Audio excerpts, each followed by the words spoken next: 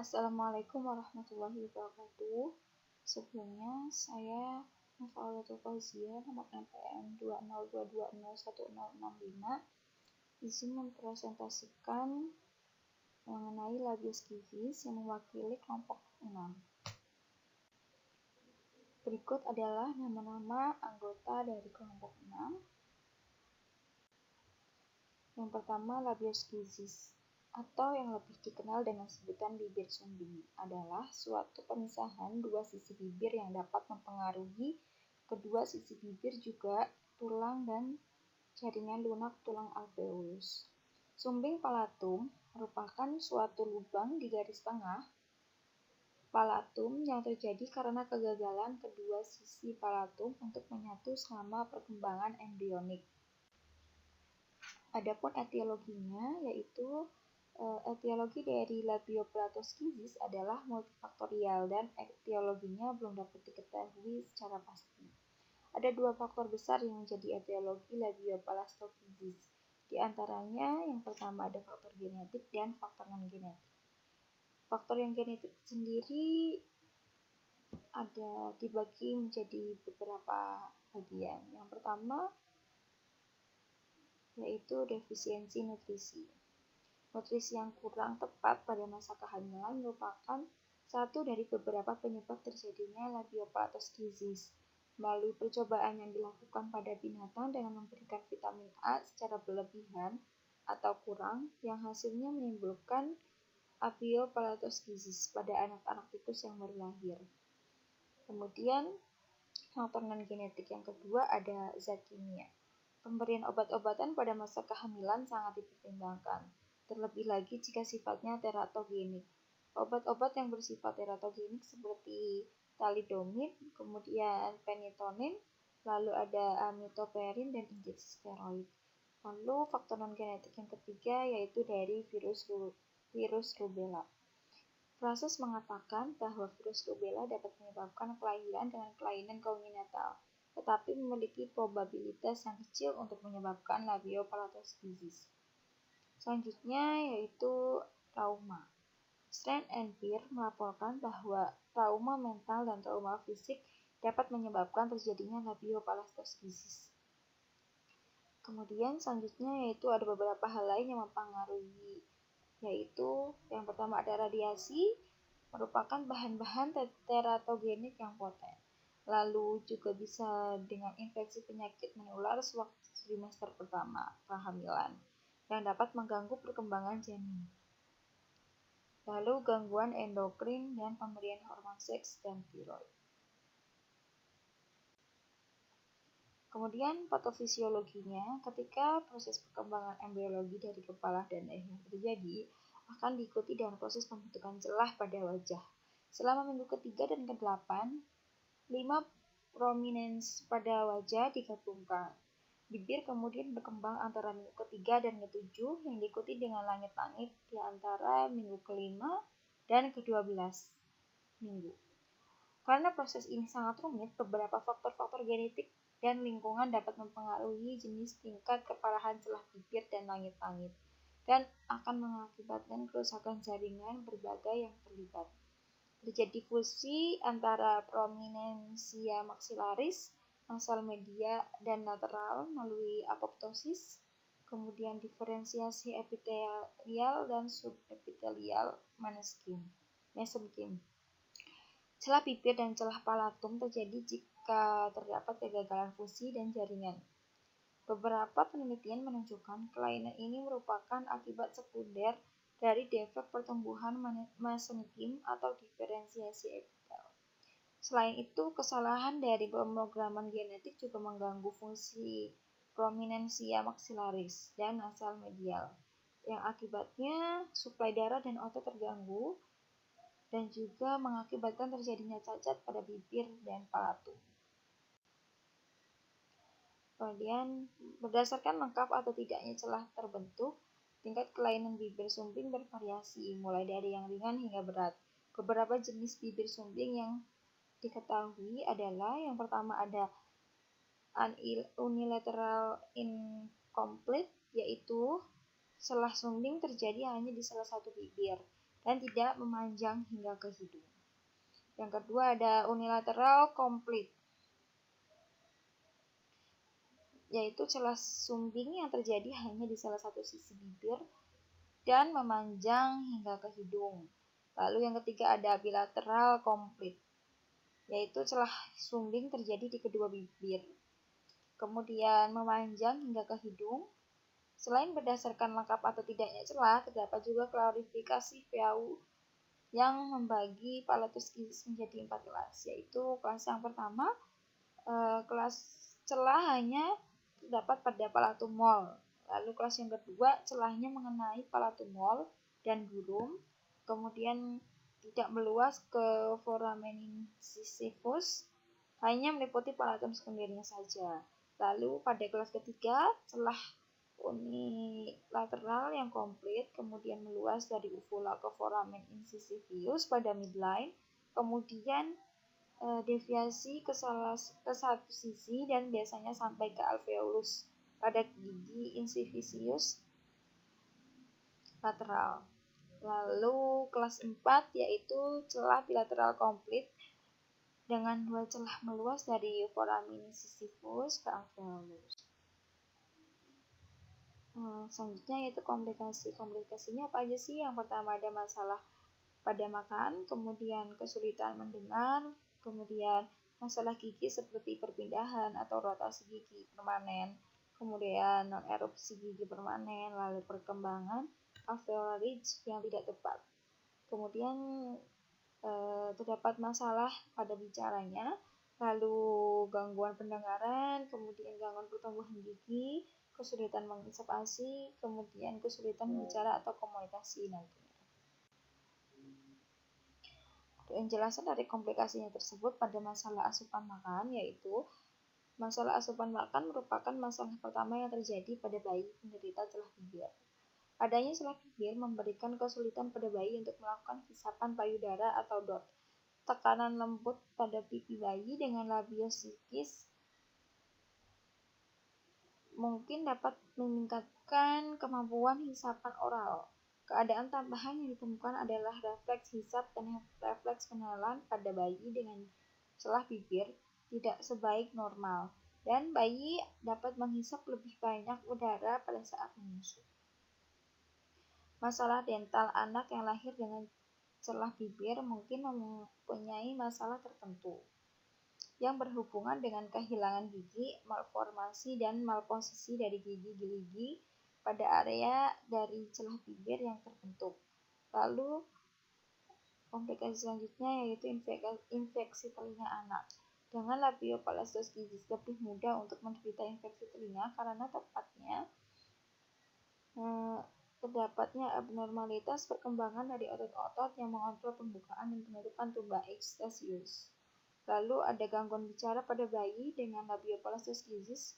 Biasanya juga memiliki abnormalitas pada perkembangan otot-otot yang mengurus palatum mol saat palatum mol tidak dapat menutup ruang rongga nasal pada saat bicara. Maka didapatkan suara dengan kualitas nada yang lebih tinggi, yaitu atau hypernasal quality of speech.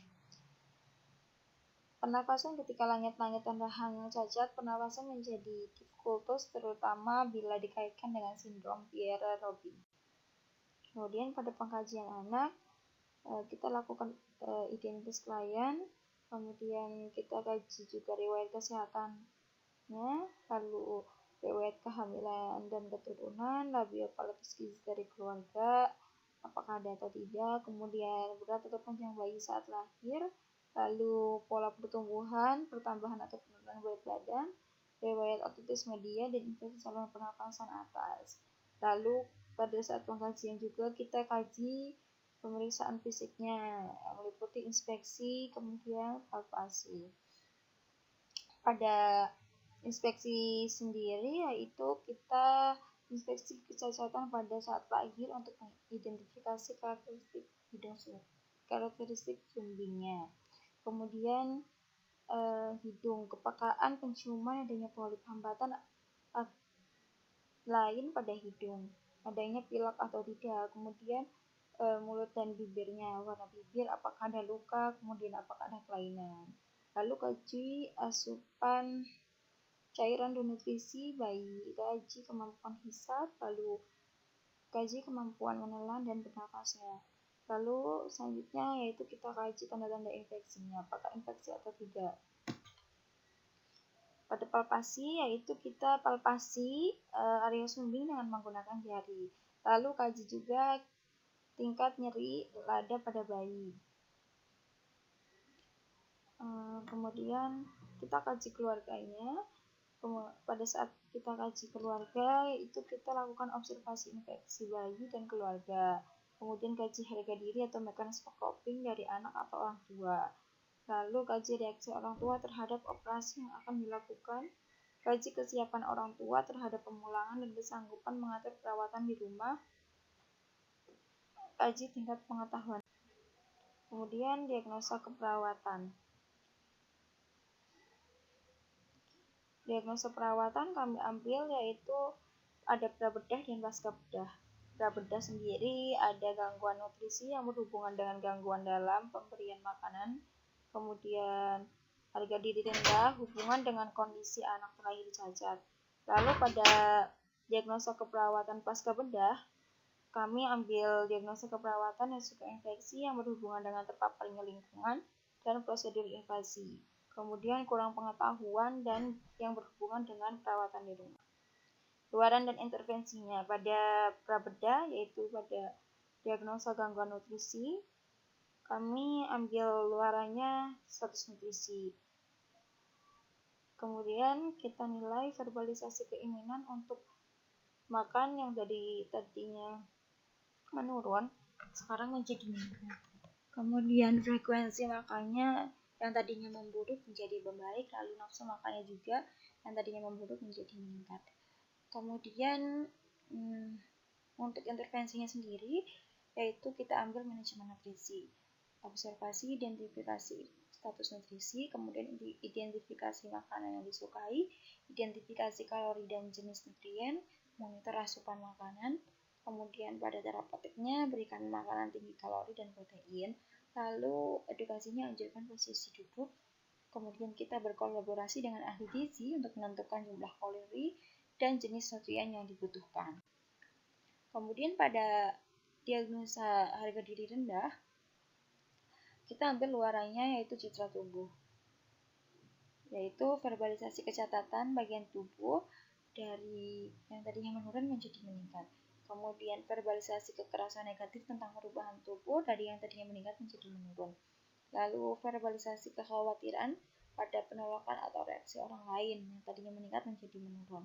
Lalu hubungan sosial dari memburuk menjadi meningkat. Kemudian intervensinya sendiri yaitu dukungan keyakinan. Pada observasi kita lakukan identifikasi keyakinan, masalah dan tujuan perawatan, kemudian monitor kesehatan fisik dan mental pasien. Lalu pada terapeutiknya kita berikan harapan yang realistis sesuai prognosis dan fasilitasi memberikan makna terhadap kondisi kesehatan. Edukasinya jelaskan bahaya atau resiko yang terjadi akibat keyakinan negatif. Lalu berikan penjelasan yang relevan dan mudah dipahami. Kemudian pada diagnosa pasca bedah, kita ambil yang pertama nyeri, kemudian luarannya yaitu kita ambil dengan nyeri. Keluhan nyeri yang tadinya meningkat menjadi menurun, lalu perilaku yang tadinya memburuk menjadi meningkat, kemudian nafsu makan yang tadinya memburuk menjadi membaik, kemudian intervensinya sendiri kita ambil manajemen nyeri. Observasinya identifikasi lokasi karakteristik nyeri, kemudian durasinya, frekuensinya, kualitasnya, intensitas, kemudian kita identifikasi juga skala nyerinya berapa. Lalu identifikasi juga respon nyeri non-verbal. Lalu terapeutik kita berikan teknik dan farmakologi untuk mengurangi rasa nyeri seperti hipnosis, akupresur, terapi musik, biofeedback, terapi pijat, aromaterapi, dan lain-lain. Kemudian fasilitasi istirahat dan tidur. Kemudian pada edukasinya, kami jelaskan penyebab, periode, dan kondisi nyeri. Lalu jelaskan juga strategi meredakan nyeri. Kemudian anjurkan memonitor nyeri secara mandiri. Lalu berkolaborasi dalam pemberian analgetik jika diperlukan. Kemudian pada diagnosa kurang pengetahuan, kita ambil luarannya yaitu tingkat pengetahuan. Perilaku sesuai anjuran dari menurun menjadi meningkat. Kemudian verbalisasi minat dalam belajar yang tadinya menurun menjadi meningkat. Lalu perilaku sesuai dengan pengetahuan yang tadinya menurun menjadi meningkat. Kemudian persepsi yang keliru terhadap masalah yang tadinya meningkat menjadi menurun. Lalu menjalani pemeriksaan yang tidak tepat yang tadinya meningkat menjadi menurun. Intervensinya sendiri kami ambil edukasi kesehatan.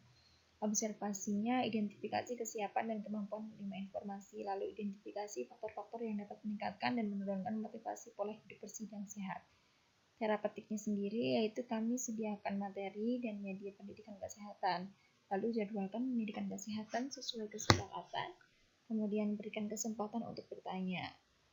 Edukasinya jelaskan faktor resiko yang dapat mempengaruhi kesehatannya. Kesimpulan dan saran. Kesimpulannya, jadi labiopalatus disease merupakan congenital anomali yang berupa adanya kelainan bentuk pada struktur wajah. Diagnosia pada tahun 2005. Penanganan yang dapat dilakukan saat memberi makan adalah dengan cara menutup celah pada bibir menggunakan ibu jari serta mengatur posisinya. Penanganan lainnya dapat meliputi upaya-upaya berbeda dari tim pelayanan kesehatan multidisiplin termasuk dokter spesialis anak, bedah plastik, ortodontik, THT, patologi bicara atau bahasa, audiologi, perawatan, dan pekerja sosial untuk memberikan hasil yang optimal. Penata laksanaan medis ditujukan kepada penutupan celah, pencegahan komplikasi yang percepatan tumbuh kembang anak yang normal. Dan diskusi kelompok kami menegakkan 4 diagnosa, yaitu pada prabedah kita mengambil diagnosa gangguan nutrisi yang berhubungan dengan gangguan dalam memberikan makanan. Lalu harga diri rendah berhubungan dengan kondisi anak terlahir cacat. Lalu diagnosa untuk yang pasca bedah yang sendiri, kami ambil diagnosa nyeri yang berhubungan dengan pembedahan, kemudian kurang pengetahuan berhubungan dengan perawatan di rumah. Saran dari kelompok kami adalah untuk para ibu-ibu untuk mencegah terjadinya labiostisis. Saat kehamilan adalah saat kehamilan ibu-ibu bisa mengonsumsi makanan-makanan yang bergizi, kemudian tidak merokok, hindari dari paparan asap rokok, tidak mengonsumsi minuman yang mengandung alkohol, menghindari minum obat-obat tertentu, serta rajin-rajinlah mengonsumsi makan yang banyak yang mengandung vitamin. Sekian presentasi dari kelompok kami mengenai labiostisis. Jika ada yang ditanyakan, silahkan boleh chat di kolom komentar. Sekian dari kami. Assalamualaikum warahmatullahi wabarakatuh.